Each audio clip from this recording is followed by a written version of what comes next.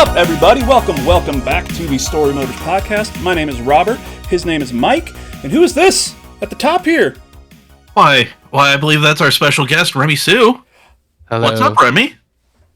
Not much. How's it going? On what I'm seeing, we're just all horizontally on the video, so I guess I'm on the up here in the OBS. Yeah. Yes, in the OBS, you're in the top. You're in the top box. So, yeah. How you doing, Remy? Yeah. Welcome in. Thank you so much for joining us tonight. Thank you for having me. Yeah. So, introduce yourself to the viewers / listeners. What you've worked on, what you've done, who you are. Your Canadian Social Security number. I don't know what they have up there. So, It's called Sin up here. Okay, that's hardcore and metal, and we'll get into that later. But wow, okay, yeah. My name is Remy Siu. I'm the creative director at 1000xResist Studios. I also founded this studio, I worked on a game called 1000xResist, on which I was a creative director and a Unity generalist and a writer, and among other things. We're a very small team, so we all share. We all wear many different hats. Before that, I guess I worked in the performing arts as a composer and new media artist, doing kind of like real-time 3D artwork of some kind, and also things for stage. 1000xResist is our first game from the studio, and we were founded during the pandemic when everything was shut down, and of course we could not do performing arts, so it was a pretty hard pivot for me and for some of the other people involved in making the game, but I think it turned out, so it's nice. Yeah. Could easily have not. So, I would say it turned out yeah, definitely. Excellent first foray into the medium. Yeah. I also mentioned this is the first time I'm doing a podcast with the new windscreen, so there'll be less plosives. I don't know why that's an important fact. It is. It is a big thing. Yeah. Yeah, I need to. I have one here, but I think I have the mic too low because I think I still get some in. So, but right. Yeah. we appreciate you upgrading specifically for us, and that's how we're going to take it. Yes. Okay. We're just, Yeah. It's just for us. Yeah. No, I mean I heard some other recording of my voice on this thing. It was just like, I was oh God, I gotta get a better version of this. Yeah. Oh man, I am just. Oh my God, wow, you guys. I'm looking up the awards that you guys have been nominated for and won, because I knew of a few, but there's many more that I've seen here. Just recently, the Indie Game Awards, Best Narrative. Yeah. Which for those who don't know, actually, before we jump into that, for those who don't know, what is 1000xResist, which we learned how to pronounce last week. Oh yeah. Yes, thank you for that once again. So, which we also decided that we're going to call it 1000xResist and just do the arm thing every single time. Yeah. But it doesn't really work for an audio medium. Yeah. Yeah. Like CM Punk, Yeah. But what is 1000xResist? What is the gameplay, the story? How do you describe it to people who ask? Yeah, I mean, I change it all the time now because, lots of people also talk about how it's difficult to describe. But I guess from a very basic place, 1000xResist is a narrative adventure game. A lot of it is inspired by very storytelling specific games, like point-and-click adventure games from the past, I guess. And then also from walking simulators, much like Gone Home, Firewatch, the Edith Finch, and so you're kind of like, what happened to those are the types of what remains of Edith Finch. Oh, yes. thank you. Okay. Thank you. So those are kind of the pool of games. If you like those games, stuff like Kentucky Route Zero, you'll probably like 1000xResist. Fingers crossed. But the way I would describe the game is, it does set out to ask the question if one not so put together teenager was the most important person on Earth, and a society kind of spawned around her. What would that society be like, and what would the fallout be like, and what would it like being in that Turns out society? utopia, no problems. Yeah. None whatsoever. Yeah. Yeah. So like that's one way to think of it. That's what I'll say. Yeah.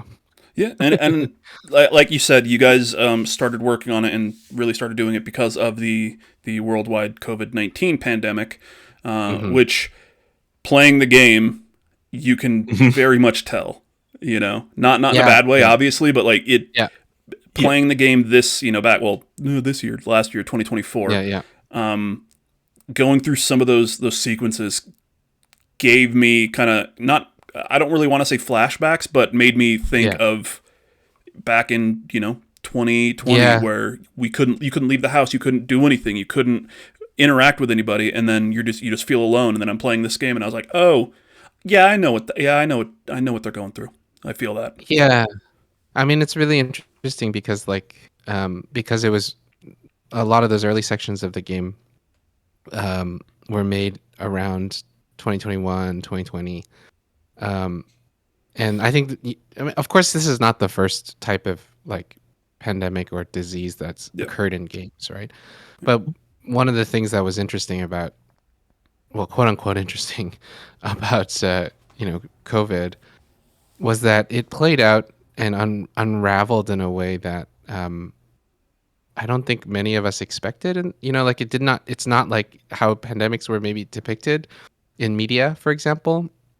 And so for this game to have so much of like that kind of flashback to COVID, it was like very much leaning into like, I guess the new lexicon of pandemic think that we were all experiencing, or that perhaps we would not have thought of like, like if we had depicted a pandemic in 2018, I think we would have done it very differently. Mm-hmm. Like many of the ways that it onset was kind of strikingly different than what we thought it would be.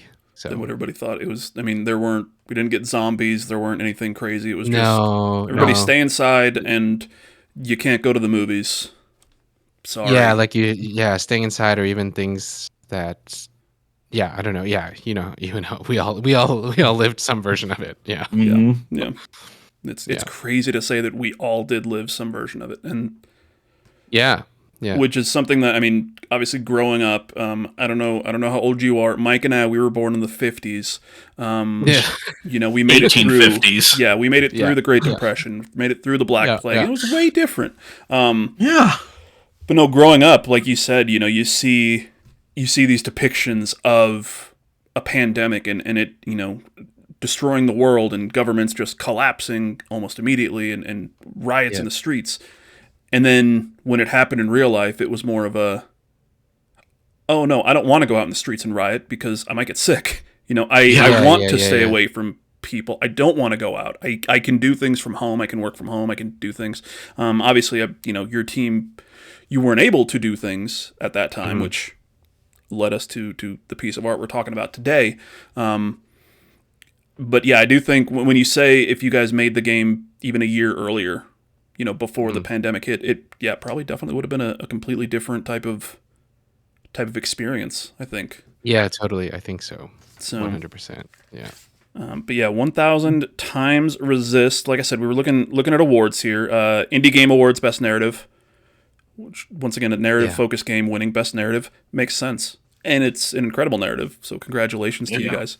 Thank you. The Min-Max Awards, and I have a TV over here that plays visuals just for my dumb, eyes to have something.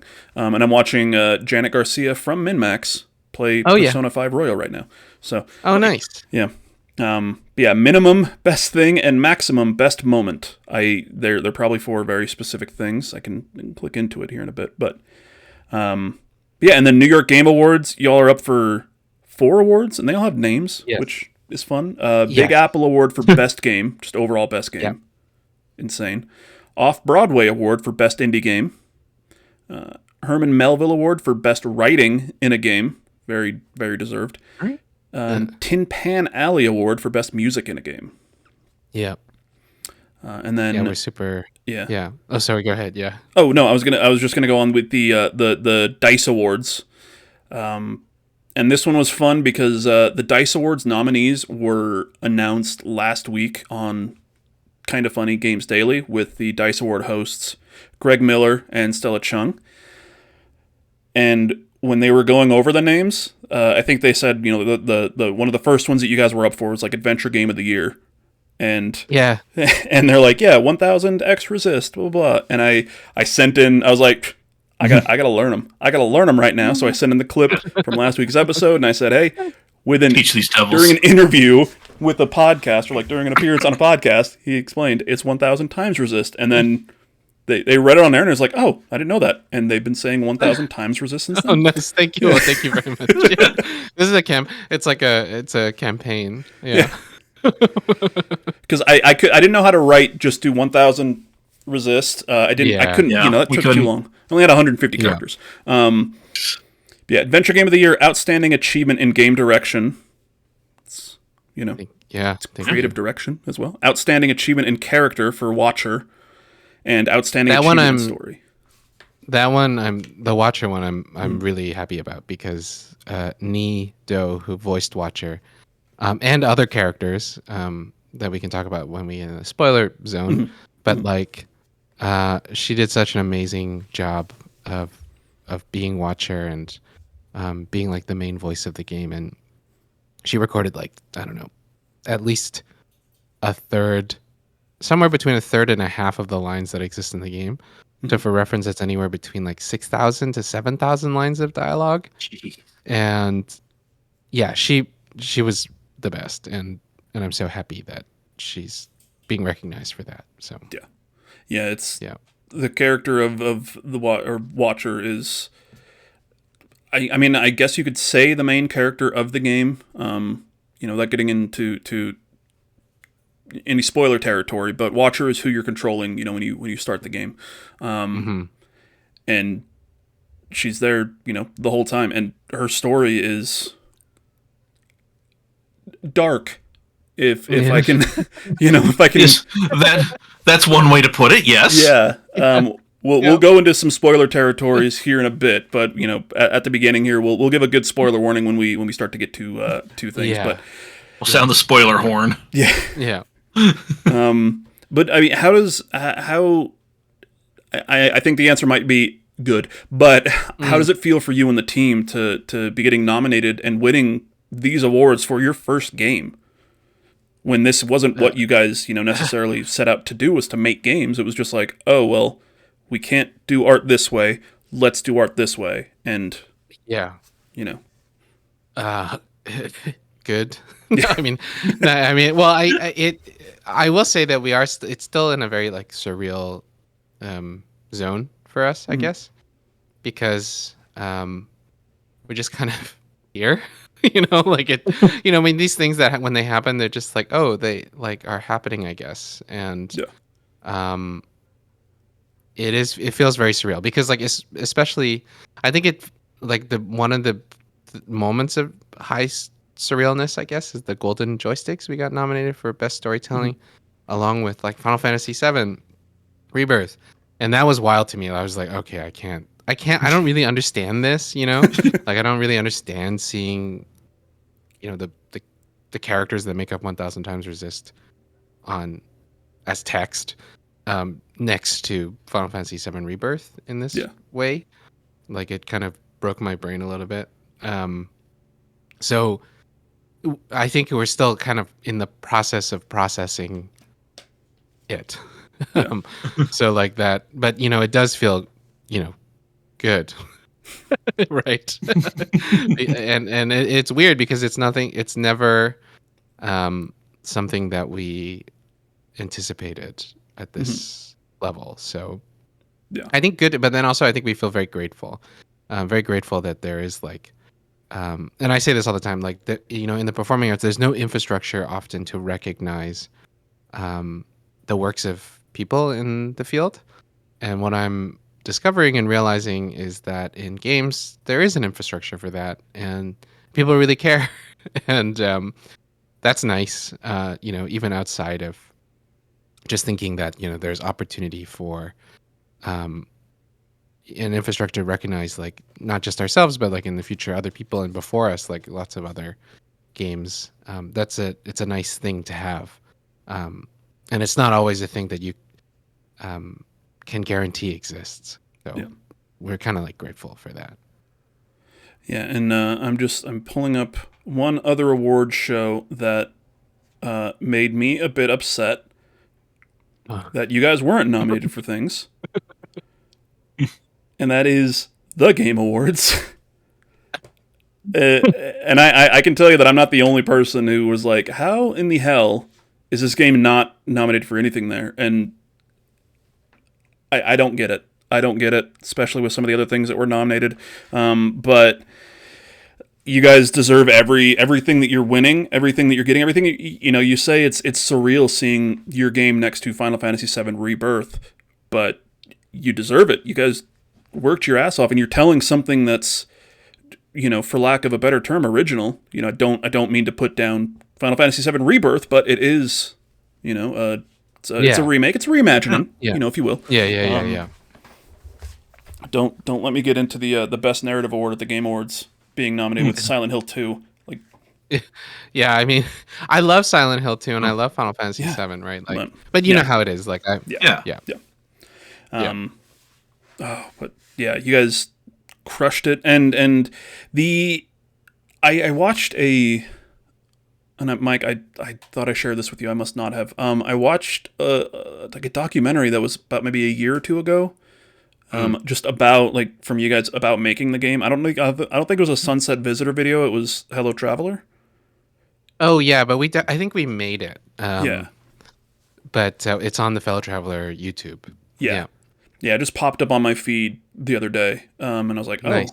Oh hell yeah! It's like 10, 20 minutes.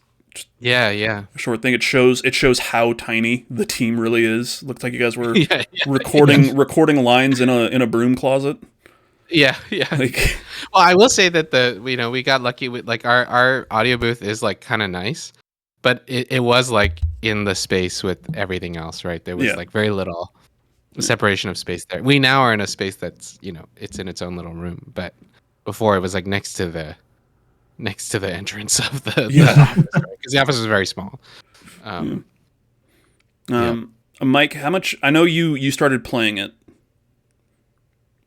So, I got to a point where I got stuck, and this was really more on me and what I choose to do on the weekends after a long week of working in healthcare. So, okay, I understand. Yeah. So, if you've noticed, if you've been watching, thank you for your work, by the way. You're welcome. I have no medical training. I just do scheduling and I talk to people on the phone. So, It's still a very important. It's more than what I'd ever want to do. Yeah. It's more than what I want to do some days. But, so if you've noticed on My Little Pain, I actually fired up the game and I'm kind of playing it right now. So, if you've noticed the colors changing on my face, it's because I'm like, oh, I should probably, I don't know, get more than an hour and a half into this thing. Yeah. Try to figure out something. No rush. Yeah. Honestly, man, even legitimately no rush. I would not recommend anybody rush through this game. Oh, absolutely not. Yeah. No, this is a game where even though I'm just like, why can't I find the cafeteria? It's like, well, think. But even just running around the few halls and just talking to everyone and seeing some of the detail that was put in, it's just it's just such. And even though it's just such a small, the school, it's such a beautiful and it feels lived in and big, kind of like a high school does when you first get there. So that's definitely something I appreciate. Oh, I'm glad that evokes a lived-inness. Yeah. For sure. Oh yeah. Yeah. And I mean, I want to kind of talk about the graphics themselves, because obviously this is it's an indie game. You guys, I think you mentioned you guys are using Unity, the Unity engine. I don't know if this is on purpose, but I got Tron vibes from Oh, like yeah. the art, and especially like from the quote unquote modern day, or the future modern day, and Yeah. yeah. But just the overall aesthetic in certain places, I kind of got that vibe of you're in like a cyberspace, and then in other times it feels just completely different. It's still the same art style, but Yeah. and once again, I don't want to go into to spoilers, but certain places, while it feels like this is the same game, it feels completely different from over here. What was the kind of the idea of choosing the way that you guys made all the characters look, and how you made the world feel, and how you made the world, just Yeah. world? I guess that's a verb, I right? That's a think. word. That's a verb. Yeah. Yeah. How did we world? Yeah. How did you make the world? Really? Yeah. I think, a lot of the character design is very much just, like the art director Kota Yanagawa, that's his style to a certain extent, Mhm. And I think, especially when we were doing earlier sketches, I did desire that it was, you know, Kota getting to express his particular voice in that, right? And so, to a certain extent, those characters are anime adjacent, but they're not exactly Yeah. anime esque, right? Um, and so I would say that is just very much, Kodai's kind of style, circa 2020 to 2024, right? Like, who knows what will change? Like, artists are always changing, right? Yeah. And in terms of the world, say something specifically like the orchard, that's very much. I think I've posted this before, where what we call it internally is transit core, and like transit core being that it's very much inspired by these um, public infrastructure buildings in Japan and in Hong Kong and in North America, kind of like public space, third spacey types of architecture. And so, in them you see kind of brutalism, you see some of these things that are very inspired by a building like Omeda Sky Building in Osaka, and other things like this, right? So it's all kind of like airport, um, uh, transit hub, train station mashup to a certain extent. Yeah. Yeah, and And the orchard mhm, does have that feeling of almost being built by somebody who doesn't necessarily know what they want. They're just like, this is what I've seen. Like yeah, in yeah, the in-game world, like I've been to, like you said, I've been to the bus station, I've been to the airport, I've been to like a park, so I know these pieces, mhm, and I have to make it myself. So we're gonna put this here and this here, and here's an art installation, mhm. and here's this and here's that. And it definitely does kind of at some points feel like this is a different space than 10 feet away. Yeah, yeah, In yeah. in kind of the best way to say it, Mm-hmm. And I think one of the desires of the game, because there's a lot of what I now call orchard discourse, Mhm. um, and it's funny, because like one of the desires of the game, or at least us going into thinking about environments, is that we always wanted it to feel somewhat to scale, and then we also wanted it to feel believable and realistic, like not like a video game space. Mhm. Um, and you can really maybe see that in Iris's childhood apartment, where it's quite a small space, Oh right? yeah. Yeah. It's like a 2 bedroom, like maybe 750 square foot apartment, and we wanted it to feel like that, and not like a video game space where like you might get a 2 bedroom apartment, but it's like huge, right? Yeah. Um, Not like the and living or room like in Friends, or the apartment in Friends. Yeah. yes, exactly. Yeah. Like the classic version of that is like, yeah, living room in Friends, where it's like, oh yeah, there's no way. Yeah, that living room's bigger than my house. Yeah, Yeah. Yeah. yeah, yeah.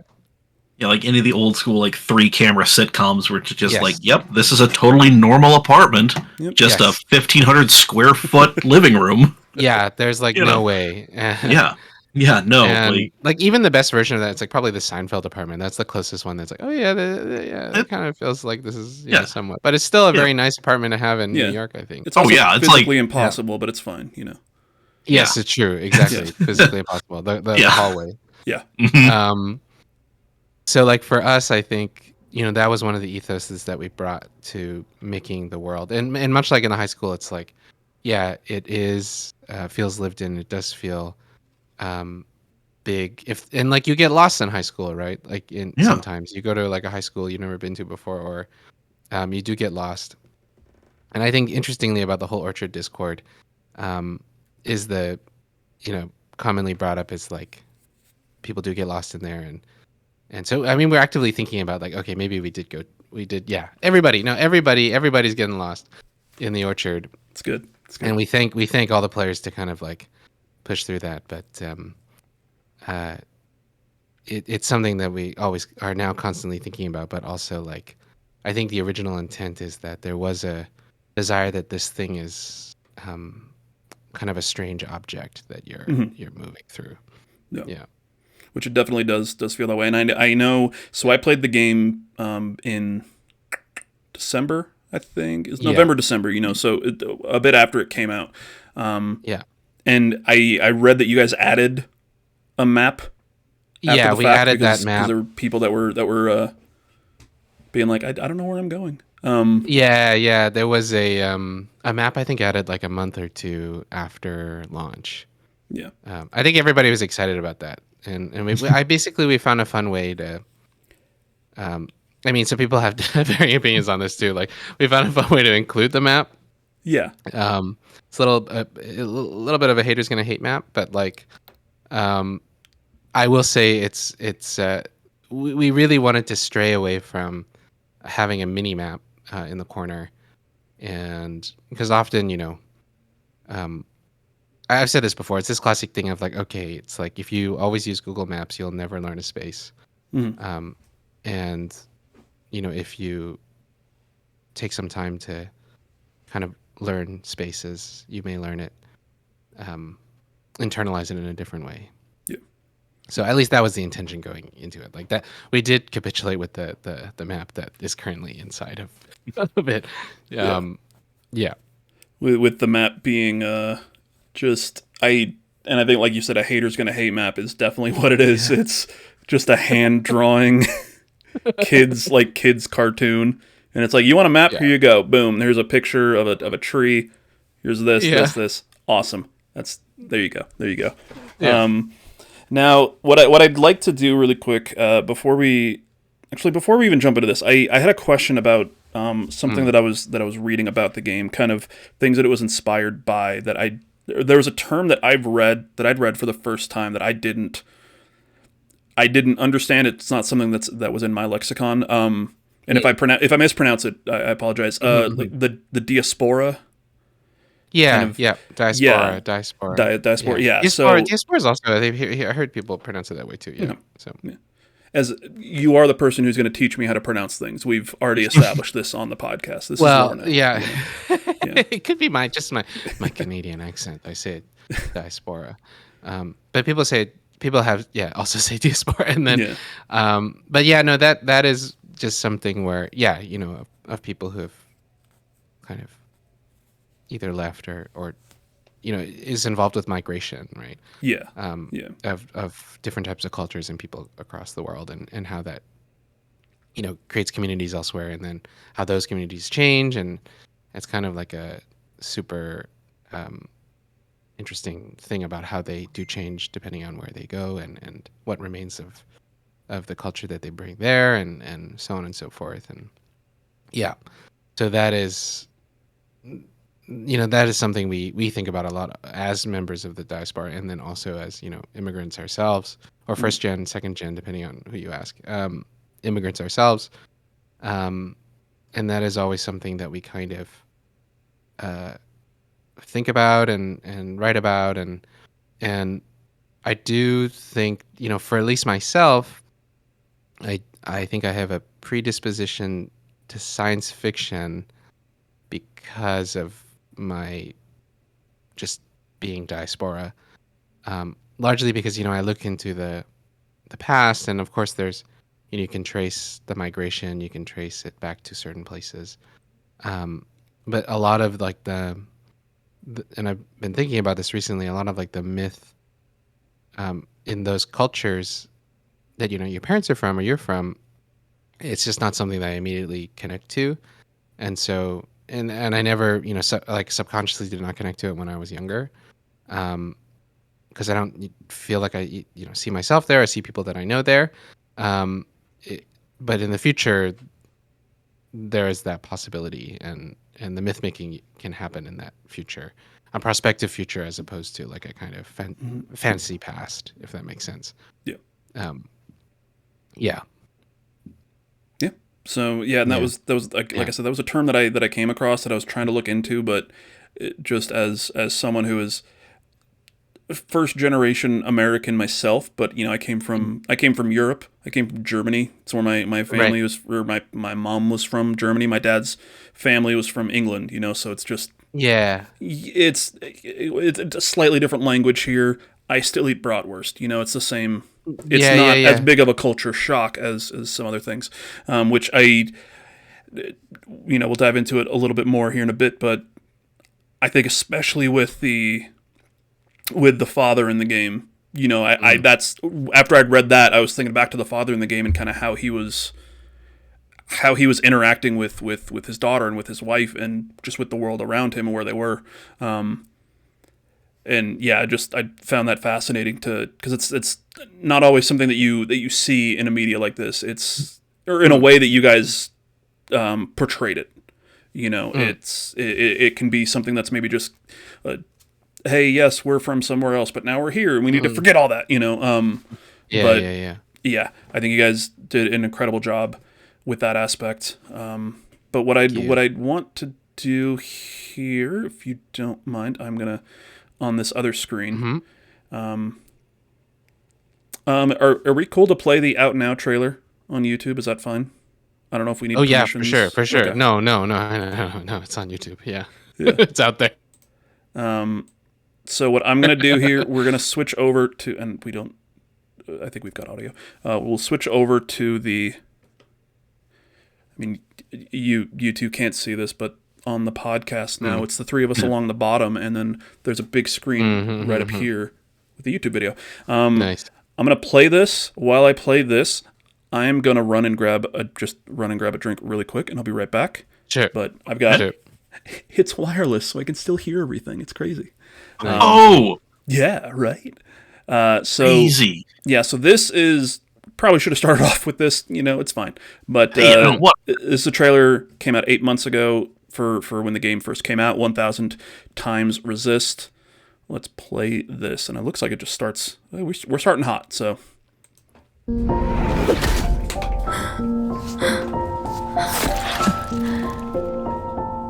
Tell me, Watcher, is there a feeling worth getting incinerated over? Love your mother and trust in her teachings. Do your duties and carry out your function for a future far from sin or incineration.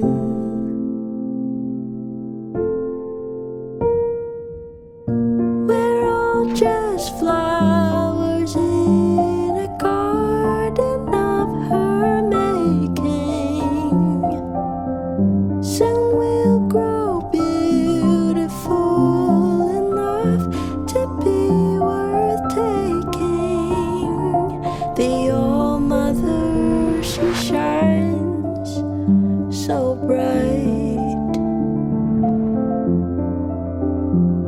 but Mother's glow is not as warm as it had seemed to be, and it feels very far from me, and it feels very far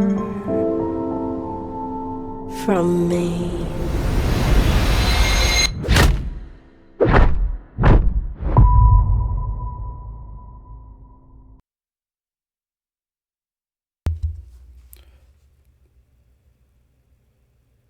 God damn.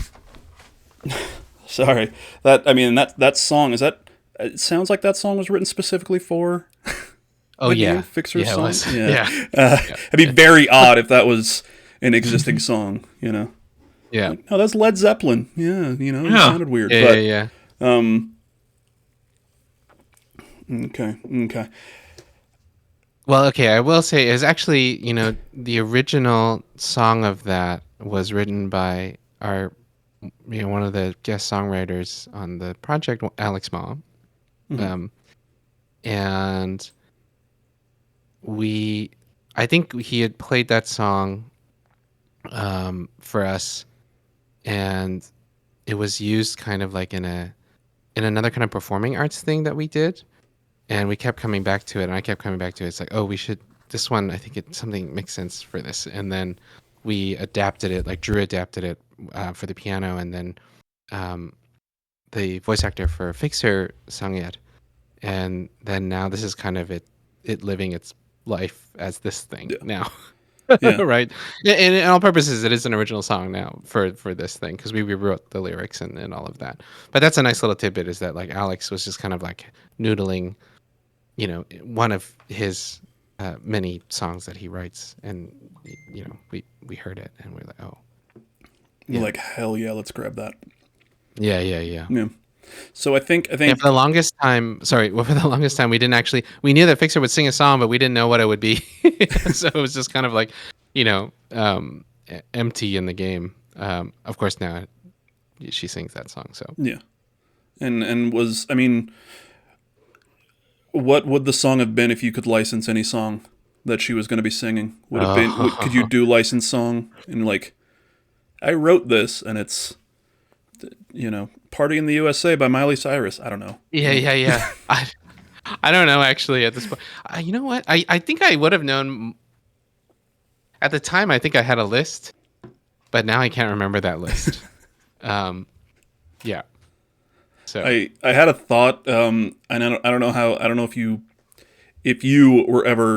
remember any of these, but when I was growing up in high school and everything, when YouTube was starting to really blow up before there were regulations, you would see these anime music videos that were just set to Linkin Park songs. Yeah. Oh, yeah, and yeah. there are scenes in this game where I'm like, oh shit, that would be like, you could see things. And I had the thought, and I don't know if you would even have an answer for this. If you were to make one with scenes from 1000xResist, what song do you think would go perfect with it? If it was like, it was like a fan-made thing. You've got a song, early 2000. I mean, hell, it could be something that came out this year. Hot to Go. Well, no, I think along this line of early 2000s line of thinking. If I'm thinking in the right specific era that we're all thinking about, it would be very era specific to do something with like an Imogen Heap song. Ooh. Or like or something like this, right? Yeah. Pick one of the many various artists that were like on Grey's Anatomy, had a song at the end of a Grey's Anatomy episode, and try. Yeah. The first band that comes to mind, I don't even know if they've been in it. The Fray. I don't know why, but yeah, well, yeah, it's Snow Patrol. Oh man, we're just dating ourselves here. We're it's just gonna be. Oh yeah, those guys. Yeah. A little now I'm thinking about the Snow Patrol, so I'm sorry that I'm bringing this up. I did not know who they were, and I got them mixed up with another band called the Postal Service. Oh, Postal Service, yeah, for sure, Postal Service. And Iron and Wine. Yeah. Oh, Iron and Wine. Oh, but man. we have a yearly festival here in Utah that's kind of indie bands, and it's like a 3-day festival, and the headliner for the whole thing last year was Death Cab for Cutie and Postal Service, because it's the same. Oh wow! So they're still doing shows. They're just like Postal Service is still doing shows. That's great. Yeah, I think this is it was something they started to do because they played their whole album, and then they did then there was it was one way or the other. They did their whole album, and then it was like a Death Cab for Cutie set. But my dumbass is sitting in the crowd, waiting for my favorite Postal Service song to play. and it never played. Oh no. And I talked to my spouse. I'm like, they didn't play my favorite song. And he's like, what's your favorite song? And I was like, the Postal Service. It's Chasing Cars. That's my favorite Postal Service song. Oh no. No. Yeah. And he's just like, Chasing Cars. Like, yeah, by Snow Patrol. Yeah. Yeah. Oh. That's a different band. Yeah. Did not know. You who know, they were. I now if I'm going to answer this question even more deeply, Yeah. because we're like on this like early 2000s. Is it early 2000s? Mid 2000s. It would be fun to do an AMV with Passenger Seat, the song Passenger Seat from Death Cab for Cutie, in the album Transatlanticism. Yeah. Passenger Which, Seat by Death Cab for Cutie. Yes. All right. That's your challenge, watchers / listeners. Not watchers, no pun intended. Yeah. Yeah. AMV, Passenger Seat by Death Cab with 1000xResist. Yeah, and after thinking, you can totally. It's like, oh man, those three guys on that podcast, they're old, man. You know what? Just do. Honestly, because I was thinking of the old AMVs, I was like, oh. I was specifically thinking of the scene right at the beginning, where you see her kill the All-Mother, and I'm just thinking like, oh God, Crawling by Linkin Park, just the opening. So I'm obsessed. So I'm obsessed with these Linkin Park memes, like the Linkin Park Transformers meme, like where like it's just like the end of every different movie, like Oppenheimer. Oh yeah, yeah, oh yeah. Yeah. But Michael Bay's like, Transformers 1 ending with the Linkin Park. Yeah. I think it's Transformers 1 and Transformers 2. I'm pretty sure it was, I think it was 2. I want to say 2. Because I remember the whole, like, everyone's like, oh yeah, I guess that fits. And then it just took on a life of its own. So another very, like, mid 2000s, I think, era thing. But I'm just so upset. I just can't get enough of those memes. Every single one. It's the same joke over and over and over. Oh yeah. I just can't.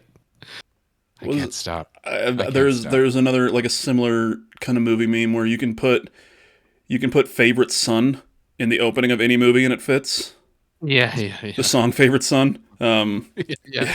I will say, like, I know people like really disrespect Michael Bay, and perhaps I do too, but I have to say, like, in retrospect, I'm like, well, yeah, Michael Bay, I guess he did make so many of these iconic moments, whether they're good or bad. Yeah. I mean, they are, I'm going to hate myself for saying this. He does make bangers. Yeah. Oh no. Clap for me, Mike. Yeah, it's like this is the podcast episode where specifically we talk about mid 2000s. Now. You know what? You made a game, cool. Anyway, mid 2000s Michael Bay films. We brought you on to talk about this beautiful game, but forget that. Let's talk about the catalog of Michael Bay. Now, okay, I mean, this may be dangerous to get into, but like I think about the third Transformers movie a lot. The Michael Bay third Transformers movie. Because it was just No, it was the one. I mean, this is maybe somewhat related to the game. It's the one where they go to Hong Kong. Okay. There's like the Hong Kong one, but like I just remember watching that and I was just like, this is madness. This is like I can't, like yeah. It's like at that time I was like, oh, this is I can't stop laughing. This is a fever dream. Yeah. This is it truly is a fever dream that I don't think if you tried to make it, you couldn't. Yeah. Oh, you had to be Michael Bay trying to make a Transformers movie. Yeah. and that was the only way you were going to get this thing. Yeah. So in that way, it's kind of a weird, unique object. And then also there was like a partnership with Alibaba in that one, but yeah. So anyways, I could talk about mid 2000s. Look, we're gonna start a different podcast called Michael Bay Motors, and yeah.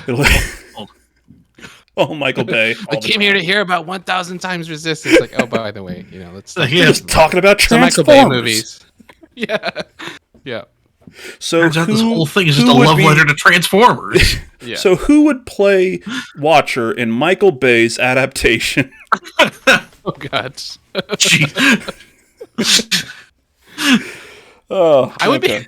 Would I be down for a Michael Bay adaptation of that movie? Like morbidly so. Like morbidly. I mean, like I don't know. Like I also gonna keep talking about Michael Bay. Great. Yeah. Because I think I will have to say, like outside of James Cameron, I think for whatever reason, Michael Bay movies were the only ones where like the 3D really worked. Yeah. Like I don't. Yeah. Like I mean, part of it. I don't know exactly why. I'm sure there's many reasons.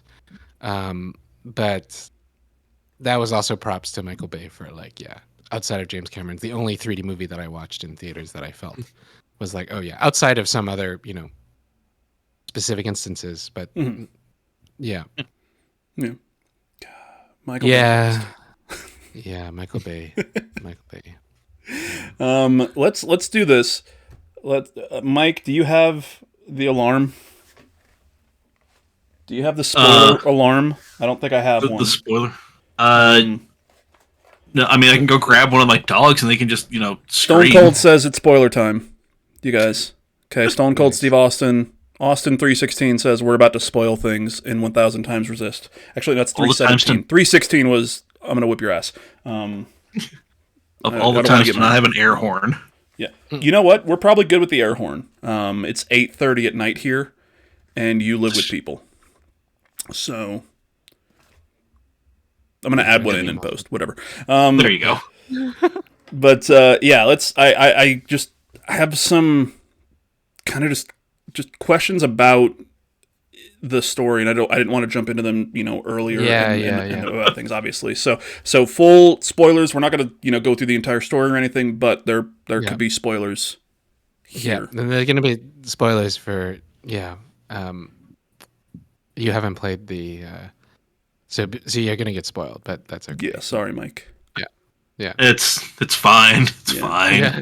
I'm not going to To be perfectly honest, I'm going to forget everything that has been spoiled, and then it's going to be a complete surprise to me when I get to it. Nice. Yeah. So full spoiler territory. So in Transformers 3 from Michael Bay. So in Dark of the Moon. I thought the Bumblebee radio talk was pretty cool. That actually, you know what? No joking. The Bumblebee movie was one of my favorite Transformers movies. The just a straight up. I Bumblebee actually one. haven't watched that Bumblebee. Really? It's because it's not by Michael Bay. Maybe that's why I liked it. No, I think he produced. I don't know. Yeah, he was a producer on it. It was directed by somebody else, but that's why I didn't watch it. Yeah. No, I'm kidding. I don't know. I just haven't gotten around to it. Yeah. I mean, I watched it because I was like, oh, Transformers and John Cena. So I have heard that was the good one. Yeah. I heard that's the good one. That's what I've heard I can too. believe it. I believe it. Yeah. And before we get into the full-on spoilers, I have found a list for how you should watch them in chronological timeline order. The Michael Bay ones? I mean, all the new Transformers ones. Including. So does that list include the original animated movie? You mean the greatest film of all time? Yeah. Tragic. No. Yes. The one with Orson Welles. Orson Welles' last performance. Yes. Yeah. Just. We can get into. We I haven't watched the new one. Yeah. Neither have I. Yeah, I haven't watched Transformers 1. But, even though that's kind of always what I wanted, it was like a Cybertron. Transformer movie. Yeah. So anyway, according to Men's Health, this is the film series in chronological. This is what I do. I just kind of. I'm just surprised that it's in a place called Men's Health. Yeah. They're like, okay, according to GQ magazine, this. But where does it put the original Transformers movie on that timeline? The animated one? I think that's a totally different. It's a different continuity. It's got. I mean, yeah. I mean, it's one of Where those. does it put Beast Wars on that timeline? Beast Wars should technically be in every continuity. Seriously. Okay, so here it is. It goes Transformers 1, Bumblebee, Rise of the Beasts, the original 2007 Transformers, then Revenge of the Fallen, Dark of the Moon, Age of Extinction, and The Last Night. Okay, yeah. I have that is not the order. heard of 3 of those. I think I watched The Last Night. That was the one with. Was it the one with Anthony Hopkins? Where I think so. that was also. I was losing my shit while watching that movie. Because, like, just like a classic thing where you're just like, oh man, you can't make this if you tried. Like, you had to be trying to make something else. Yeah. Like, this is, you're actively trying to make the most ridiculous thing ever, and people are just like, yep, here's bags of money. Keep it coming, buddy. Here you go, baby. Yeah, and I think Anthony Hopkins was like so drunk in every single scene that he was in. Like, there's some like wild scenes. Like, his performance is wild in that movie. Anyways, yeah. Because like there's a scene where he like gets on the sub and he like kicks everybody off the sub or something. I don't know. Get off my boat. Yeah. Man, I'm sorry, I've like derailed. No, this is totally fine. This is completely how this goes. No. This is brilliant. Yeah, because but I haven't talked about Transformers in any of the other podcasts. So like, this all right, there we go. Yeah. We got something. Man, put the Final Fantasy VII like victory music over here. Yes. No, not the Final Fantasy music. No, that's the sore subject. Put on some Linkin Park. No, there it is. Yeah. No. Linkin Park's gonna be the outro.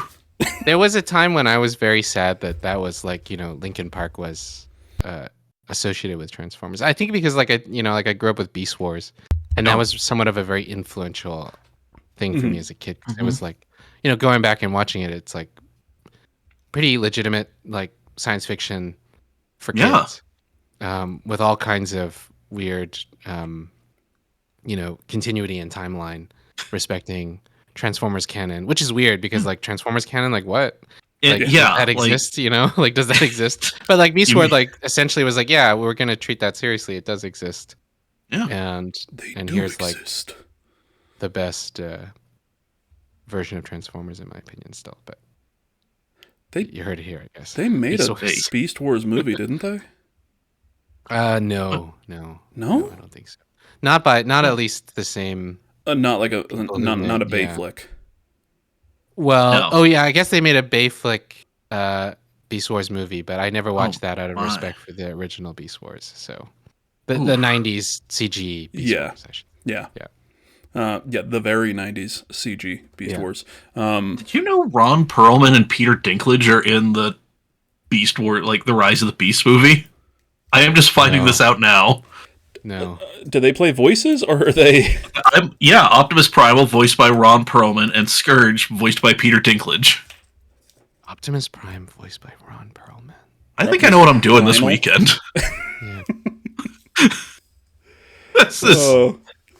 Oh man, I have one thing to do on Saturday morning, and after that, Transformers marathon in the way that Men's Health tells you to do it. Yeah. Yeah. Well, actually, they have another list of the way. Well, here's how we would watch it, and it's literally just in like theatrical release order. And it's like, okay, cool, I did that. Yeah, I could do that too. Oh, okay. Try to reset. Mike. Mike, quit talking about Michael Bay. I can't help it. Just a couple mics cutting it up. I mean, oh god, I don't even know how to pivot into. You can just hard pivot. You can just transition. Pivot. We're back. Yeah. So when the father ends up in Hong Kong, that's a hard pivot, right? Yeah. Is it the hardest pivot we can do? That is yeah. That's right there. Yeah. Well, now that I mentioned it, that I felt like an idiot for a bit because I was like, how did he get there? There's no planes going. And then kept going through the scene, and I was like, yeah.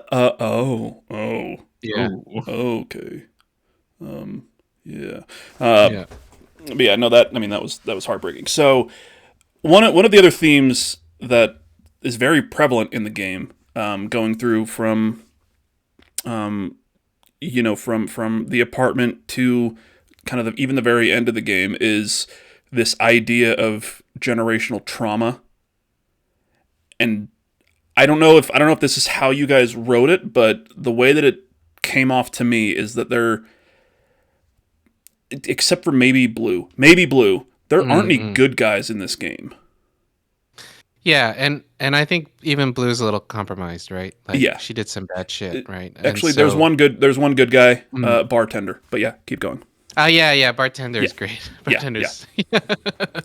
I mean, I think that was kind of the desire. Really, it's like, we were not interested in a kind of black and white morality for sure, and we were also really interested in, like, diving into the characters and their motivations and seeing it from their perspective, and really honoring their perspective as the writers.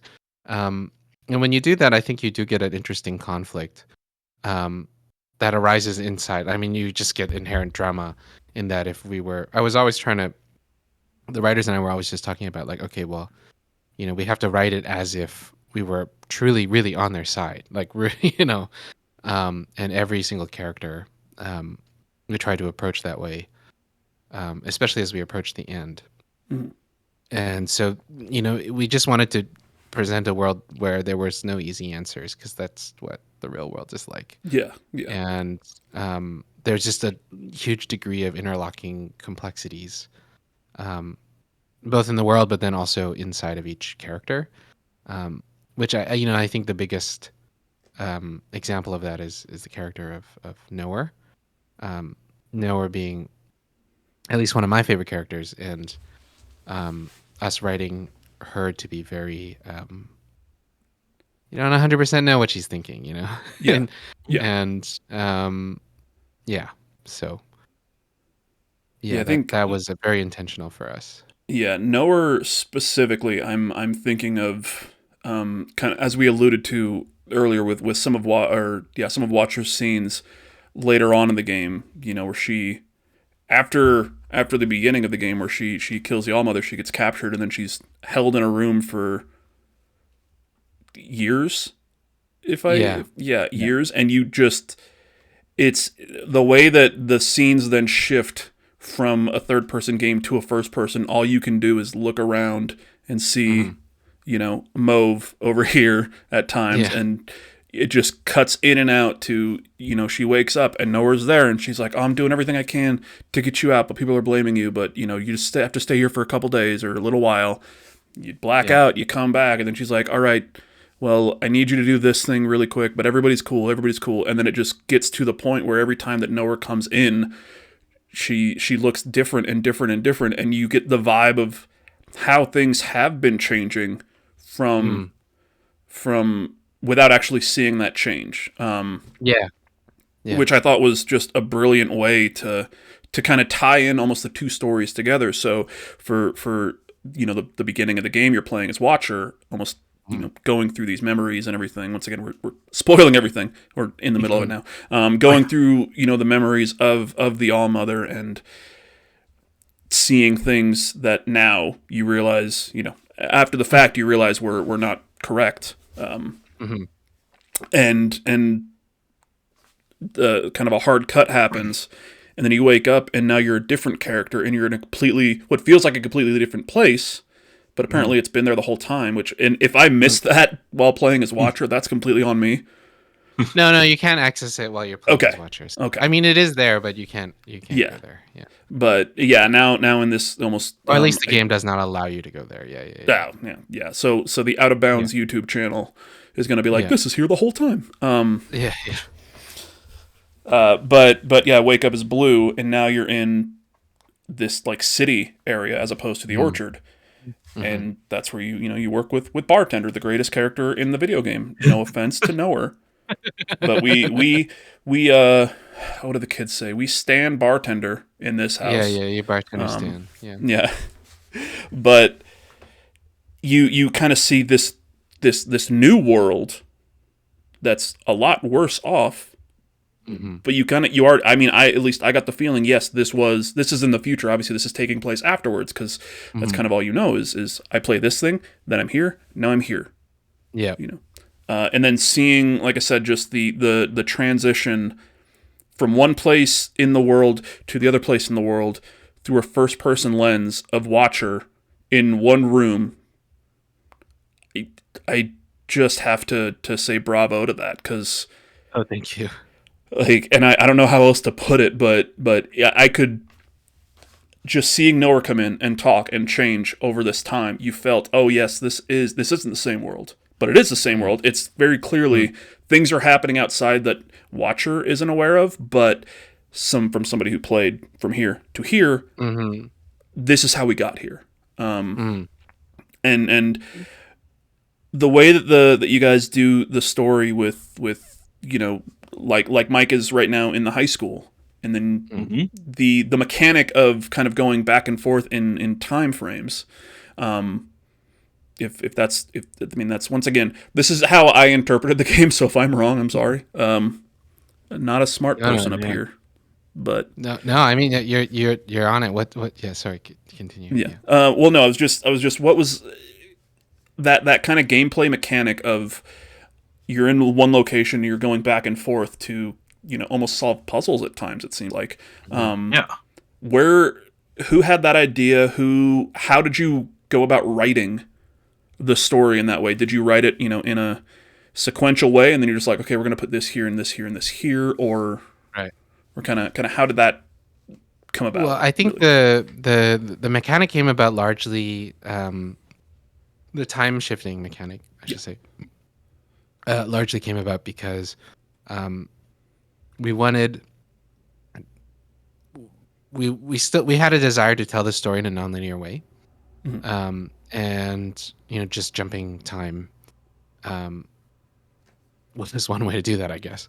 And part of it is just like, in film you have montage, right? And in montage, often you get a sequentially arranged set of images that could be happening divorced from, say, a sequential time, for example. And so, but then in games, often, you are situated in one perspective. So it's very difficult for you to adopt some narrative techniques that might be interesting. And so that was kind of like, interesting in the sense that you have a montage of time and space a little bit, right? Yep. Because often you're moving through that time and space. And so I think that was a desire where we're like, okay, well, we can give ourselves some fun tools to use in the writing this way. And of course, I guess we could play with it as a gameplay mechanic as well.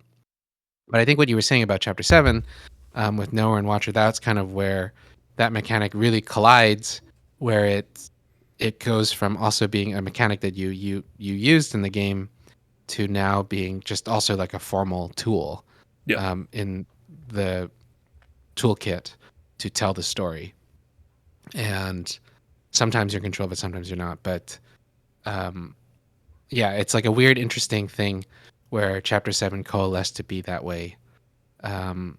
It's interesting because at first we had done Chapter 6, and it was a much bigger chapter than we thought for various reasons. And you'll know if you played it. And then we were very tired at that point, or I was like, all right, let's give ourselves a break. Let's do a Chapter 7 where it takes place in one room, and essentially have effectively a bottle episode, a TV bottle episode where use existing standing sets, make it simple, tell the story inside those, give production a break, right? Because maybe in 2 episodes we got to go shoot on location again.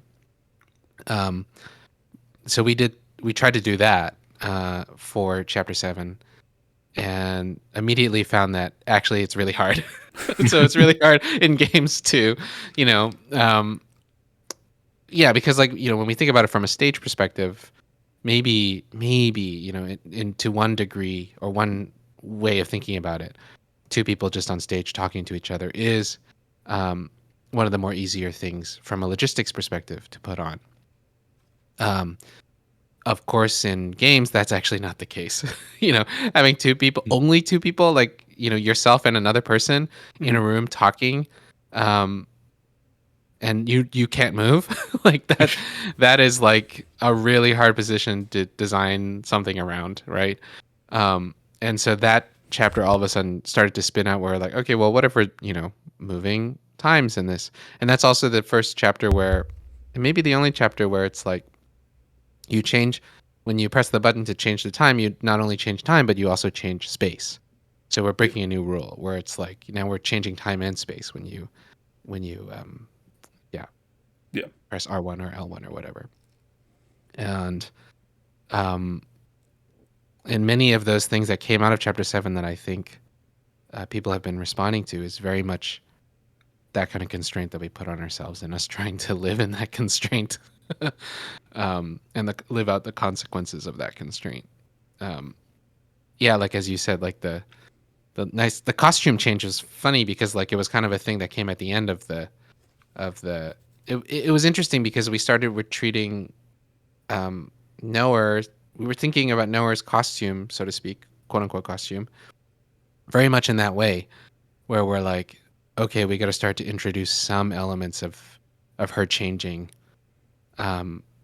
costume over time, right? Because I think she goes gray first, and then over time she slowly starts to turn red when they start to adopt. There was a period of time that's unbeknownst to us that we did not experience as the player, where everybody was wearing gray. So anyways, that's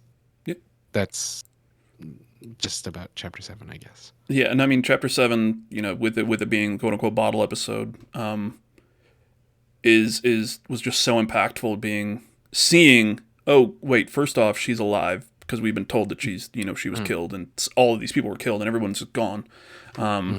Then you see, no, she's alive, and not only that, but she's been alive this whole time, and she's been just kind of over there, not able to do anything, and no one's telling anybody else that she's there, and then they're telling her, they're pretty much gaslighting her into thinking everybody blames you, everybody, you're the reason that this stuff happened, but if you only do this one thing, you just go on camera and say, it was my idea and nobody else maybe, stuff like that. Yeah. Which the options that you get from time to time in chapter 7, where it's like give in or resist, and I was like, well, I know what the game is called, so we're not doing this. Yeah. But yeah, just bravo on just chapter 7. I just want to gush over it. Sorry about that. No, thank you, Mike. Actually, and I want Mike to ask this question now, and then maybe we can come back to it afterwards if you. Because maybe you might need a minute to think of an answer, or maybe you just have it off the top of your head. Mike, you had a question that you wanted to ask. Well, it's kind of a two-part question, sort of thing. Yeah. So, Remy, as the only one in this Discord call who has actually produced a video game and a damn good one at that, I just want to ask, what makes a great game? And part 2 to that is, what makes a game great? Oh, that's interesting. And also, like, I preface this answer completely from my, like, this is very much just what I look for in games. I want to hear what Remy has. Remy, the our friend in Vancouver, not Remy, the creative director, studio founder. Yeah. Well, what I really like when I play games is, well, first is that I guess I'm always looking for some kind of voice, a strong voice in it, like just a general strong voice of it. That, like, you can almost immediately tell if a game knows itself or not. And if it's leaning into that. And then I think whether that, like, it accepts all its own flaws in that way too, right? Like, it's very, like, unabashedly itself. And then I also really like games that have stakes. I don't know, like, or in a sense where it feels like there's something at stake when I'm playing it. and that's really when I kind of buy in for myself. Okay. And I generally really binge it. And so like I have a really bad habit of like starting games and playing like an hour of them and then not coming back to them sometimes. But and then there are many games where I've come back and after the second hour that I play back and I'm like, okay, I'm in. I'm as everybody experiences that, Yeah. right? Yeah. But Oh, like, yeah. I'm thinking about games that I played recently that I was like, okay, I'm just gonna sit here and I'm gonna play it all. And one of them is like mouthwashing. One of them is Grun, the game Grun. I've heard of that one recently. I just Yeah. recently heard of it. I don't know what it is though. It's like a gardening game. Ooh. Wink, wink. Oh. Yeah. So, yeah, you garden in that game. Yeah. And that's And it. yeah, That's all that it is. yeah. And so, I mean, sorry, I'm just gonna think back here. What makes a great game and what makes a game great? I mean, there are so many games that are great, are extremely well made, that I have no interest in playing. If that makes sense. You Yeah, know? no, I totally get it. And like, and that's totally I've seen fine. Legend like, of it's just Zelda not- games too, so Yeah, yeah. Oh, shut There up. it is one Yeah, per yeah, show. yeah, yeah. all right, I don't like Yeah, Zelda. yeah. That's whatever. Yeah. And they're really, really, really well made. Like the artistry is really, okay. Okay. If I'm gonna branch out from this question even more, and this is very much a me thing, especially because I have a music background as well. Mhm. There's the concept of virtuosity, right, and virtuosos in Yeah. music. Somebody who's like mechanically very good at being a musician, I guess, and or very gifted or whatever. And there's such things as virtuosic performances, and I think that for me, I've always just more drifted towards honest performances, and I don't care how good the musician is, right? Like I would rather be interested. I'm more interested in a kind of degree of honesty coming from that, or a kind of transparency, so to speak, versus something that's extremely virtuosic. And that's a very me thing, where it's like, and there's many games that are extremely virtuosic at what they do, right? From graphics rendering, from like Oh yeah. getting you hooked in on whatever. Puzzle games that are extremely virtuosic, like extremely well made puzzle games that I can't get through because I feel like there's nothing at stake for some reason for myself. Yeah. Like I can really, it does tickle my brain in the sense that it's very clever. Those puzzle games, and it's extremely well made. So much so that it's like shockingly, it's just outrageously well made, but I just can't get through them because I guess my brain doesn't work that way. So yeah, that, I don't know if that answers some of the It definitely that question. these I look yeah, for the these- sharp edges. I don't know. I want to look for. I'm like finding. I think things with those sharp edges, and one of the reasons why I think the Final Fantasy VII, the original Final Fantasy VII, still is one of my favorites. Is because like there's a lot of weird sharp edges about the original Final Fantasy VII. Yeah. Right. Like it's kind of like made in a very weird transitional period between, the Super Nintendo and PlayStation, and then how we were kind of one foot in 3D, but not really, right? Like it's functionally still kind of the same as Final Fantasy VI in the sense that, I mean, there's some camera change perspectives, and that was definitely in there, but also the way that Final Fantasy VII, the original, is like structured, which they have to reckon with in the remakes. It's a weird game, right? I think they like every town is very different. Tonally, it goes all over the place. It has some weird things in it. So those kind of sharp edges. And then if you bring that more to, like, of course, it's a weird example because, like, Square had, even though Final Fantasy VII is a weird object, based on when it was made. It had a lot of resources behind it, right? Yeah. Yeah. But I think if I'm thinking specifically about indie games, that I enjoy, often is just something that usually is very personal, or is something that feels very honest.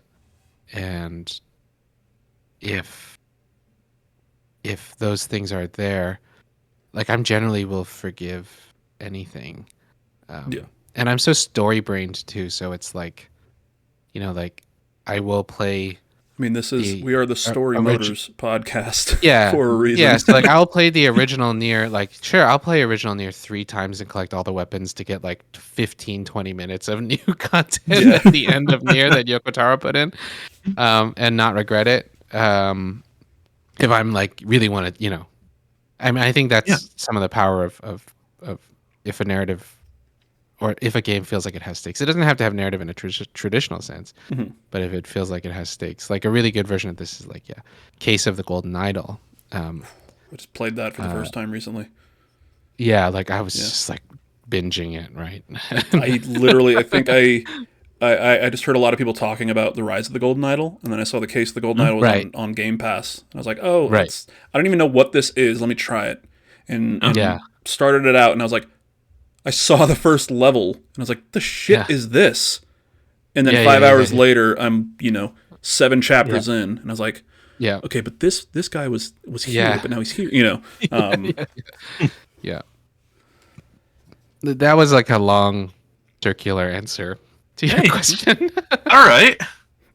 It That's kind of Do you makes feel like me, I answered it? yeah. Do you feel it? Yeah. You are the first Yeah. person that we've asked that to. Hopefully not the Okay. last, but yeah. Oh yeah. No, but this and is just to definitely repeat, it's like what makes a game great, and what makes a great game. yeah. Yeah, and obviously it's a subjective answer. I don't think there's one game that every single person can agree on is great, besides maybe Kingdom Hearts 2. And yeah, so Yeah. Yeah.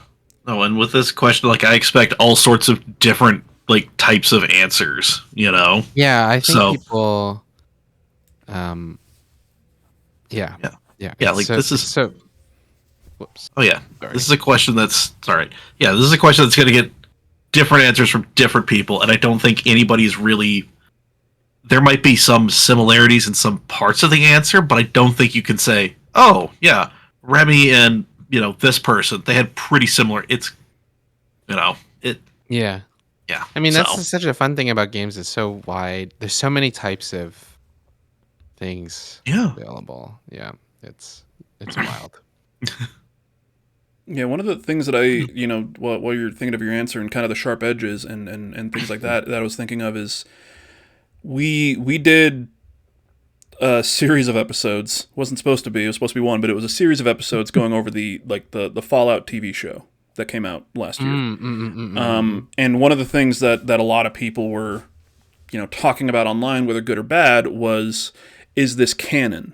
And then you have a lot of people that are like, well, canon doesn't matter because it's whatever. Yeah. I think one of the things that I enjoy that I'm drawn to in games, I guess, is not necessarily, is it canon? I don't care about that. But I feel like the idea of canon and limitations brings out kind of the most creativity. Because when you can do anything, you'll do anything. Mm-hmm. But when you can only, work in this space and you can only work with what you have there, you've got to get creative as, how you're using this space and how you're using these tools and how, no offense, but, how you guys are making your first game and you don't have the decades of experience that, Square Enix has to make the biggest game ever. And I don't know if you feel like that maybe helped your team or if it hurt your team. I don't know how much. I know you said you guys were doing live kind of art in a different format. If you had any experience making a video game Yeah, only our programmer had prior experience working in games. But I do think like early on, even when it was in the prototype phase, it was like, okay, we're gonna we're gonna lean in really hard into the narrative of this game because that's what we're comfortable doing. And then also, but if we're gonna do that, we're gonna try and take that to the extreme. How can we, from a more kind of macro contextual level, it's like, how can we try to pursue a type of narrative and tell it in a way that it's almost really like other games can't, only because they're not going to invest hardcore into the narrative as like, so like taking our immediate, being strategic about the type of game we were making based on our experience and having that lead to constraints for the game itself, and then taking those constraints all the way to its extreme. Because I do believe what you're saying, like like in terms of like I'm a big subtractive type of person as opposed to additive. It's like, oh, we don't want to. It's not interesting to just keep adding. It's more interesting to like, okay, let's subtract something, and let's see if we remove that thing, what does it make space for now, and how do we have to rearrange the pieces to reform something whole. And I think that's like a game like Kentucky Route Zero. It's a point and click adventure game. It like very much presents itself as such. But it didn't have any of those puzzles. It didn't have any of those, inventory, combined item puzzles, and it had to fill that space with something completely else, something different, and it filled that space in many different types of ways, right? Yeah. And that's when I think you do get something interesting, and I think that's an advantage of indies, is that we can take a look at something and like, okay, let's rip out something that we may think is necessary for a game to exist, and maybe fill it with something new or different, even just by the nature of having to compensate for the fact that that thing is not there anymore. Because in our game, it's hard. Like narrative games, you can be like, you can kind of pace a game with like, all right, let's put a puzzle here, and like let's figure out, very much in those old school point and click adventure games, like it's like let's figure out a puzzle and let's put it here. Let's obviously it's more complex than that, but basically for us, like, we didn't have that right most of the time, and so it's like, okay, well, the only thing we have is we have to write a really interesting conversation here, and there's no, and that's like a very bespoke thing that has to be done for it to exist. So it found it pretty difficult, but it was a fun, challenging space to work in, I guess. And very early on, we knew that we wanted to attack a narrative scope of the game that would not be possible by most. Like, I don't think AAA would do it because it'd be either too expensive or like kind of they wouldn't make the same concessions that we made. I could, and we'll see what happens now in the future. I'm curious. Like, I mean, they'd want a battle royale, obviously. Well, they would maybe want to fill it with some stuff that's considered traditionally more game-like. And because we were indies, we didn't have to do that, and so we got to fill those gaps in different ways. And yeah, so yeah, now I can't. Yeah, I can't remember which question I was answering. No worries. Yeah. No, and I think you guys, with having the limitations, you guys told, once again, I'm going to say it over and over again, you guys told an incredible story. Yeah. And my one thing that kept coming back to me as I was playing, and as you were kind of going back and forth through Iris's life before everything happens and kind of after, is that all of the characters feel like they're in the same, not just world, but like, because, Iris is the daughter of obviously her parents, and the way that her mother treats her. and then you hear about, you hear like the phone calls between her mother and her mother, and you're like, oh no, that's where she learned it from, and then her mother is basically teaching Iris, and then even in the future after the All-Mother is gone, you still feel the strands attaching from, like we said earlier, that generational trauma of, this is how I was treated, so I'm going to treat this person this way, and this is how I was treated, and I'm going to treat this person this way. But now, it's not just me treating one person, my daughter this way, it's Iris treating everybody this way, essentially teaching them this is how to do it. So by the time you get to Blue, and you get to, Principal being who Principal was, and how everything is like shapes out by the end of the story, it all feels connected to going back to Iris's, childhood, and when she was actually Iris as opposed to who she ended up with, and I don't know if you guys had like a narrative, thread, and you were like, okay, well, this is how Iris would react to this situation because of this and this and this, or if that was part of the idea, or if that was just something that happened. I assume that's not the case, where it was just an accident, that everything feels connected and everything feels like it's coming from really Iris's point of view, because while you don't play as her, sometimes you kind of, but she is, it's her story overall. Yeah, I would say. Yeah, I mean, I think part of it is just the process in which we made it, where we made it one chapter at a time, and some of the other kind of devised theater processes that were baked in, that we borrowed in the writing process, but just kind of like making those connections ourselves as we were playing through it, or making it, I should say, and playing through it, and kind of picking them up, chapter by chapter. I think that, to a certain extent, the game is made in a serial fashion, but one of the reasons why we liked making it in serial fashion, and we like doing it that way, is that we do get to make these connections as we go forward. Like, not definitely, we had a desire, like we knew that, we were talking about generational trauma in one way or another, but how exactly that would manifest in the game was not, say, prescribed as we were making it.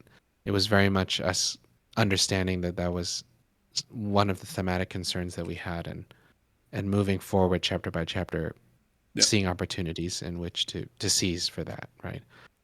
And sometimes those opportunities present themselves in ways that we didn't anticipate, and we try to jump at it.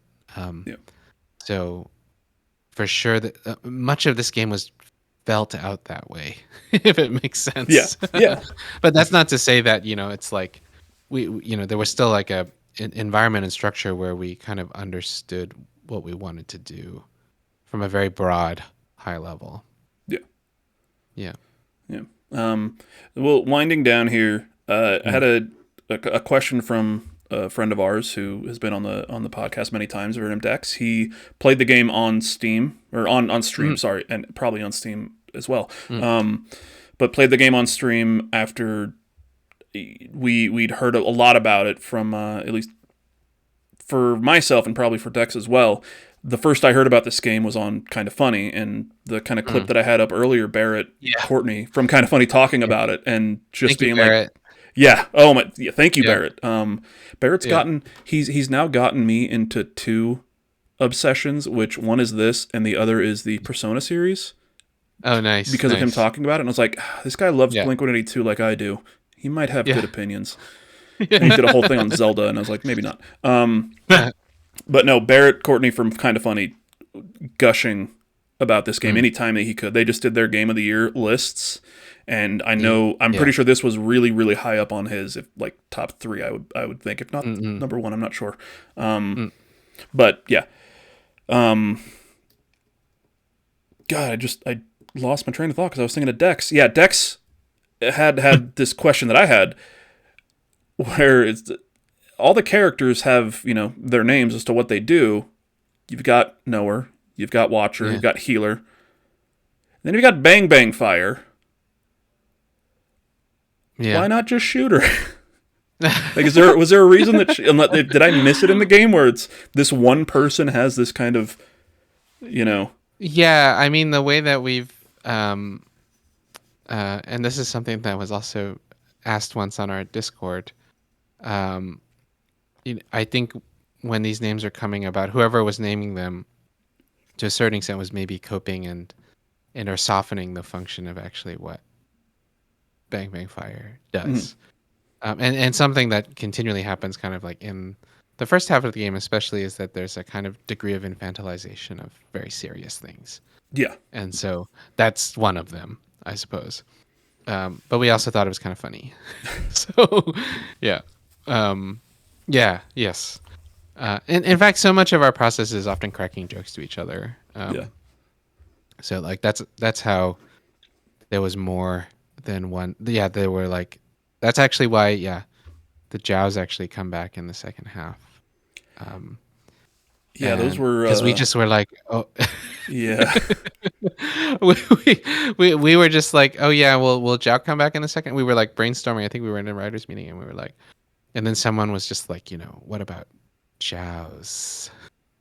And we were like, oh. And then we started making jokes about that. And yeah.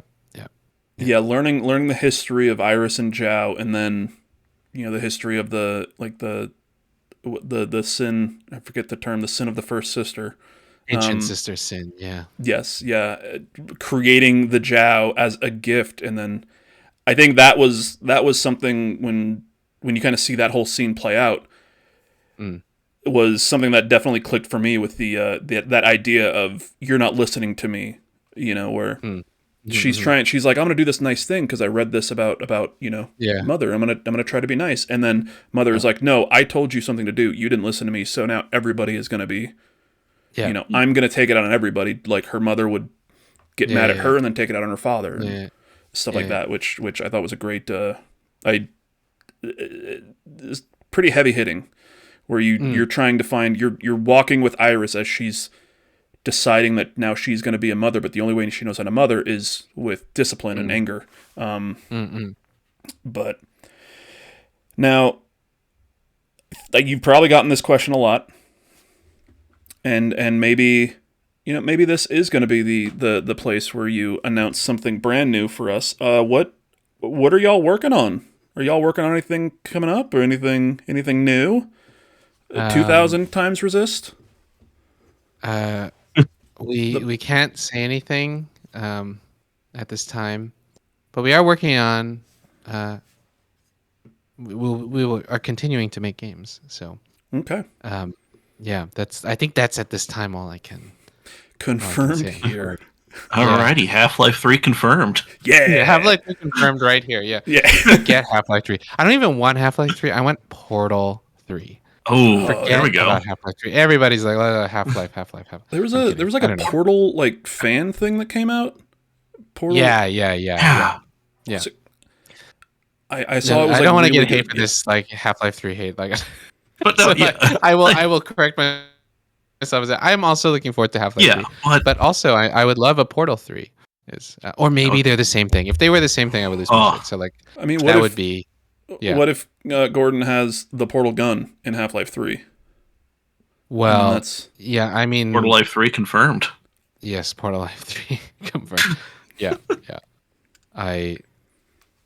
Who knows? Of course. I guess there was a whole bunch of like hubbub about possible Half-Life 3 recently, so I guess there's like a as there is it's like there's like it's like the weather, right? Every couple years. Yeah. Oh, I heard these rumors. They're doing Fallout Half-Life 3, and then Valve comes out and they're like, we made the Steam Deck. Like what? Okay. I love the Steam Deck though. I love the Steam Deck. That's how I played this game. That's my gaming PC for now until that thing's done. Yeah. But yeah, so speaking of Steam, the game is on Steam and the Nintendo Switch. Do you guys have any plans to port it to Xbox, PlayStation? I mean, I don't know if this would work as like a mobile type thing. We definitely don't have plans to do a mobile because, as you say, it's like kind of I don't know how. but never say never. But then we definitely have an interest to port to something like a PlayStation 5 or an Xbox, which is probably all I can say at this time. Yeah, fair. And maybe you can't, go into specifics on this, but just as the developer and as the people making the game, is there, is there a reason that it's only on the Switch when it comes to consoles? Was it just kind of on the maybe on the business end? I'm not sure. Just on the outside, obviously. I think the thing about the Switch is that it was it had a what's the word for it? It's like the Switch was really good for indie games, and I think it became kind of like perhaps accidentally an indie game machine before the Steam Deck, right? And in its long 8 years of existence, 8 years, 9 years, 10 years, 20 years, however long it's been out. 2017. Yeah. That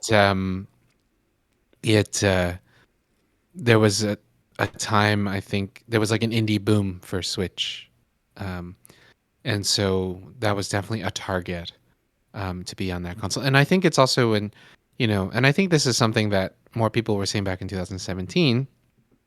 It's that you usually have one powerful gaming console or a PC and a Switch if you play games. Yeah. And so like we were trying to at that time think about that, right? So if you didn't have a gaming PC, there may be a chance you have a Switch if you play games. Of course, there's a whole subsection of people who only have PlayStation or only Xbox. So I think that was the thought at the time, and also I think the publisher had expressed that was an important platform for them. Okay. Yeah. But it was very hard to get it on the Switch. But really? Okay. Yeah. Like that would be a whole nother podcast of like, how it got on the Switch and Michael Bay movies. That's yeah.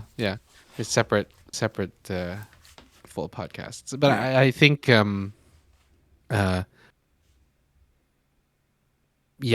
that's why it came to the Switch, and but it would be nice, yeah. And it would be nice. We do something on this podcast occasionally that where when there's something either announced or rumored that's happening after we record. Oh my God! We'll do kind of previews. So I don't know if you've heard I wonder the what rumors that's going to be. Yeah. So the date this drops on Thursday, when rumor is the Switch 2 will be revealed. So I think we just need to get it out of the way. What are your thoughts on the Switch 2 reveal, Remy? What did you think about that video that they made? Can you believe that they brought out Shuhei Yoshida to announce it? Yeah. It's crazy, right? Yeah, that was wild. That's his new freelance gig. Yeah. Can I make that joke? I don't know. He's gone from Sony now. He's announced to be on Kind of Funny tomorrow. So they're like, I think he's out of whatever. Oh, is? Yeah. Yeah, no, I think it's kind of. Oh no, he did a lot for indie games at PlayStation. Oh, yeah. So I think it's like everybody. I remember I was at the Game Awards this year, like outside, and well, you were at the Game Awards. Well, we just went to because the GameSpot was very nice, and they asked us to be on their stream, and so we but that stream was happening locally, physically outside of the Game Awards. Yeah, I walked by, I saw the giant sandwiches.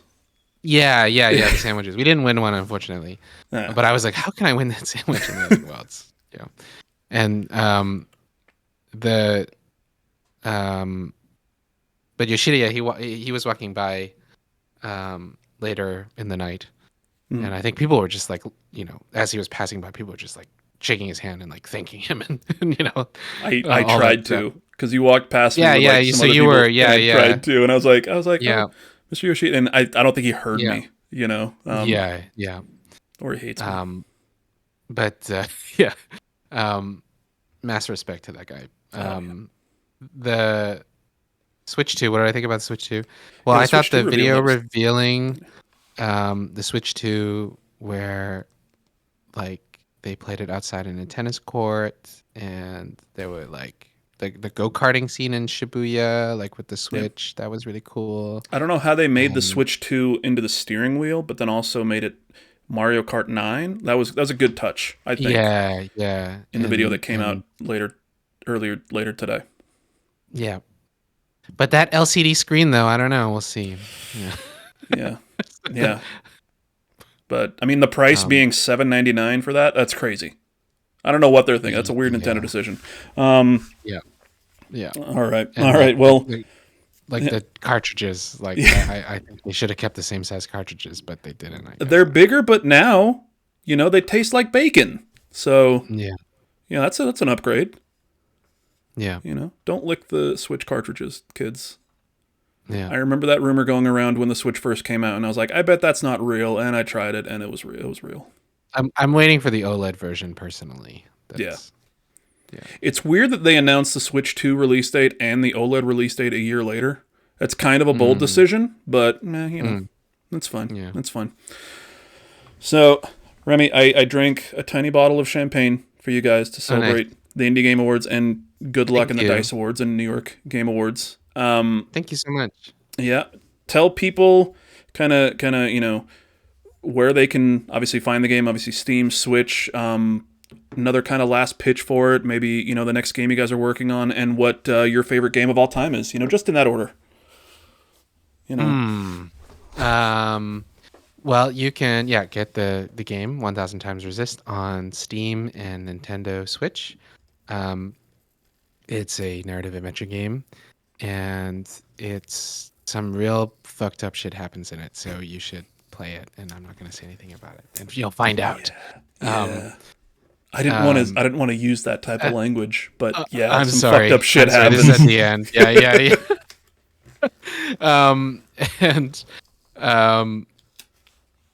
You can also follow us on Blue Sky, senseofvisitor.studio, and myself, Remy Siu, on Blue Sky. My memory, what was the other one? The thing you guys are currently working on, and your favorite game of all time. Yeah, the thing that we're currently working on, I cannot say, unfortunately, but my favorite game of all time. I don't know. It's okay. I'm just gonna say a bunch of games, but I think about Outer Wilds a lot. I think about Outer Wilds. Okay. Yeah.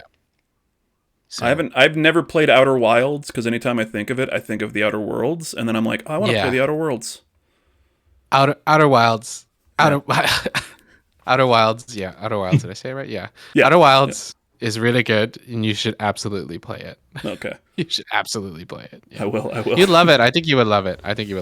And that's another game where I don't really want to tell anybody about, because that's another go in blind type of game. Yeah. So. Yeah, I heard that. I do like these games where you go in blind. Yeah. I don't know. Heard that a lot about this. I heard that a lot about mouthwashing, which you mentioned earlier. Yeah. Try to go in as blind as you can.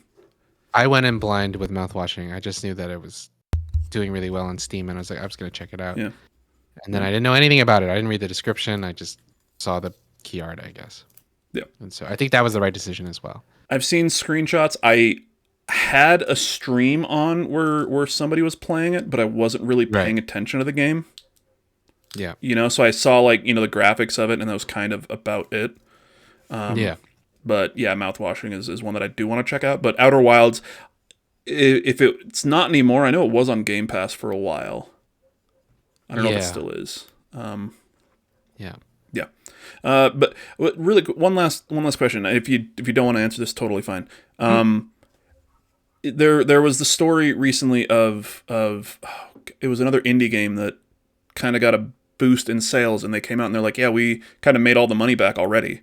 How are sales for this game? I think I read something about you guys had a massive boost when when the Indie Game Awards happened on that night. Yeah, no, we also had our best sales day on January 1st of 2025. Yeah. And that was just kind of a bunch of nice things happening, where I think word of mouth is really happening, I guess. And Then I think we're extremely thankful to like all the fans and all the people who have played it and told other people to play it, who are inviting me to be on podcasts, like yourselves, and I think all of that kind of thing has helped with the word of mouth, and we all really appreciate it here at 1000 Visitor. So like, and I think we saw that kind of actually manifest on January 1st, where it was better than our launch day sales. Oh wow. Okay. Yeah, which is kind of wild.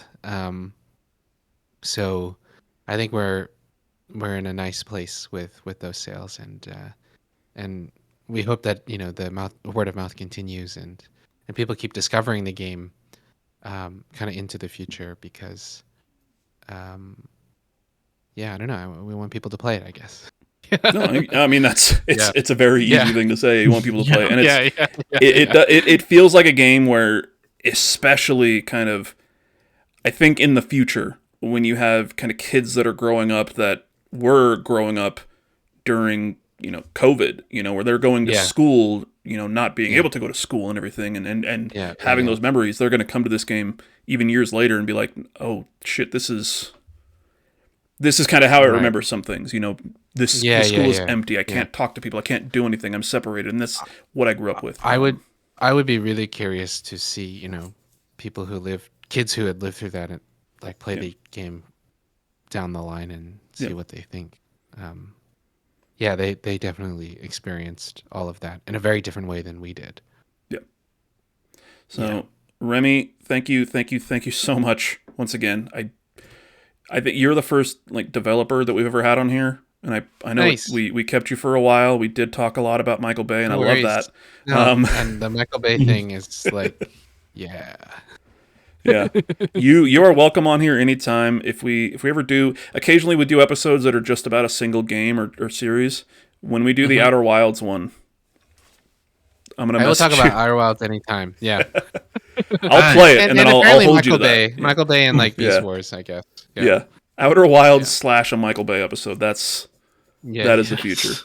So, everybody watching, listening, if you haven't already, please buy and play 1000xResist. It's an incredible game. It's an incredible story. They're currently working on 2000xResist and the prequel series 500xResist. So, a lot of stuff coming out. But Mike, that was a joke, by the way. That was a joke. That was a joke. Yeah. So I was gonna clip that. So just that one part. You gotta put oh, this is such an aside. Just gonna put that link on the screen. So when Conan O'Brien used to be a writer for The Simpsons, and why aren't we best friends? He used to, so he used to pitch these jokes where he would just show his face, explaining a reference of what they were referencing, on during The Simpsons, where he would say it really fast, right? Like I think specifically it was Miracle on 31st Street or whatever. I can't remember exactly what, but that's what you have to do during that section of the. You gotta record your voice over that and be like, this is not true. This is not real. This is not true. Oh, I'm gonna do that. One, because it's a good idea. Two, because I fucking love Conan O'Brien, and half of my YouTube history right now is just Conan O'Brien clips from either his old shows or his podcast, and I'm just like when the writer's strike era, Conan O'Brien. Yeah, another mid 2000s. Was it mid 2000s? He started the Late Show in the early 90s and was on that for years. He had the Tonight Show for about 45 minutes. Yeah. And then is on TBS for 10 years, and then now he's doing podcasts. Yeah. And I don't know if you've seen any of the newer podcast stuff, he's still goddamn hilarious. Yeah. No, I'm a huge Conan O'Brien fan. I wish I haven't watched his. Religiously. I'm a religious Simpsons fan. So. Oh yeah. There have been some clips even on the podcast now where he has some guests on, and all they want to do is talk about his Simpsons episodes. Yeah. I mean, these are things from 2022, 2 years ago. I wouldn't ask about specifically those episodes, but I would ask him to describe the Simpsons writers' room, Yeah. like in God. detail. Yeah. Not what happened there, but just like describe objectively, Yeah. the room itself. Hell, so this I'm gonna do something. There's a thing for his podcast called Conan O'Brien Needs a Friend, a fan, where you can go online and submit to be like, hey, I'm a Conan O'Brien fan. This is who I am, where I'm from, what I do, what I want to talk about. Fucking submit that and just be like, I'm Remy, game developer, Vancouver. I want to ask Conan about the Simpsons writers' room and get on an episode. Man, it'd be insane. Yeah, that may be an idea. That would be crazy. But we'll let you go, Mike. Are you streaming this week?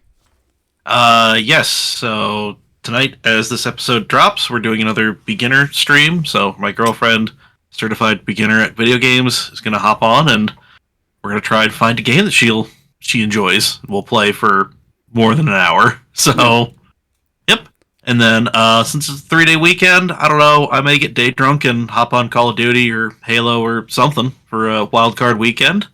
And I will be back on Monday with my first playthrough of Cyberpunk 2077. Ooh. Yeah. It's a great game. So good. Nice. Yeah. So good. Remy, do you stream at all? I don't know. I don't think so. I don't stream. Yeah. Okay. But I have been thinking about it, but I don't know. Hell, do it. Do it. Yeah. Yeah. I if I'm gonna stream anything, it's probably I get really addicted to just one game at a time. So that's what happened with this. Yeah.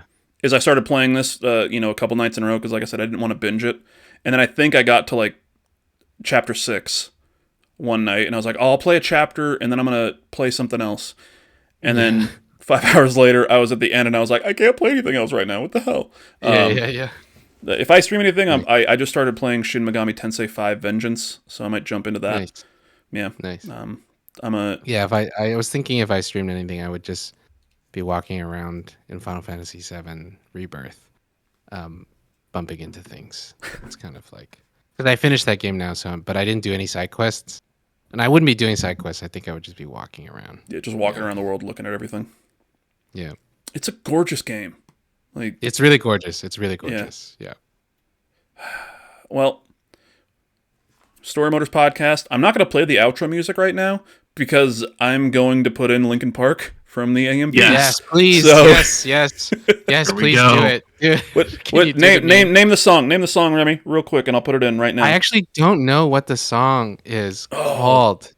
The one from the Transformers? What's the meme? Yes. Yeah, okay. yeah.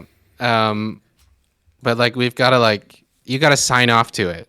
Yeah. You've got to be like, you know what I mean? Like you got to do it just at the right timing and rhythm. I will get it going right. Here's the peak. Yeah. There we go. I'm gonna try to time that. I don't know if it's gonna work. But thank you so much. We will see you all next week. Remy, thank you once again. I've said it multiple times. Thank but you now I'm so super much, drunk Remy. on this tiny little No. wine. Yeah. I'll be watching the New York Game Awards, and I'll be watching the Dice Awards. I actually really do love watching the Dice Awards already. Yeah. So good luck with all the awards. You don't have to shout us out on stage if you win anything, but if you want, it's fine. But it'd be all right. To my buddy, to my Michael Bay buddies, the Story Motors Podcast. There it is. All right, Remy. Nice. Mike. Thank you. Thank you, everybody. Oh, there are the balloons? Bye. There they are.